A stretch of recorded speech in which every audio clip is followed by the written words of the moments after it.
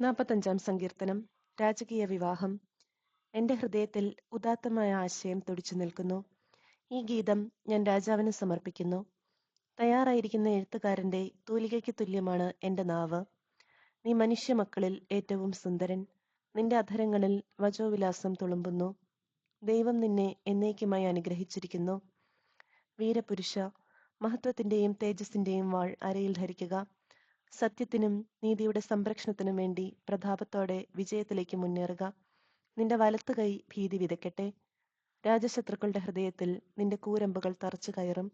ജനതകൾ നിന്റെ കീഴിൽ അമരും. നിന്റെ ദിവ്യസിംഹാസനം എന്നേക്കും നിലനിൽക്കുന്നു. നിന്റെ ചെങ്കോൽ നീതിയുടെ ചെങ്കോലാണ്. നീ നീതിയെ സ്നേഹിക്കുകയും ദുഷ്ടതയെ വെറുക്കുകയും ചെയ്യുന്നു.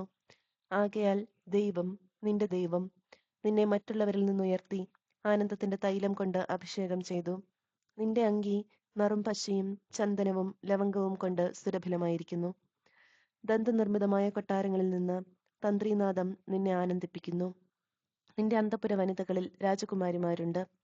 നിന്റെ വലത്തുവശത്ത് ഓഫിർ സ്വർണം അണിഞ്ഞ രാജ്ഞി നിൽക്കുന്നു. മകളെ കേൾക്കുക, ചെവി ചായ്ച്ച് ശ്രദ്ധിക്കുക. നിന്റെ ജനത്തെയും പിതൃഭവനത്തെയും മറക്കുക. അപ്പോൾ രാജാവ് നിന്റെ സൗന്ദര്യത്തിൽ ആകൃഷ്ടനാകും. അവൻ നിന്റെ നാഥനാണ്. അവനെ വണങ്ങുക.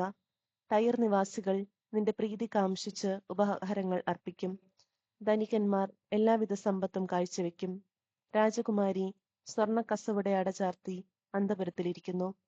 വർണ്ണശബളമായ അങ്കി അണിയിച്ച് അവളെ രാജസന്നിധിയിലേക്ക് ആനയിക്കുന്നു. കന്യകമാരായ തോഴിമാർ അവൾക്കകമ്പടി സേവിക്കുന്നു. ആഹ്ലാദഭരിതരായി അവർ രാജകൊട്ടാരത്തിൽ പ്രവേശിക്കുന്നു. നിന്റെ പുത്രന്മാർ പിതാക്കന്മാരുടെ സ്ഥാനത്ത് അവരോധിക്കപ്പെടും.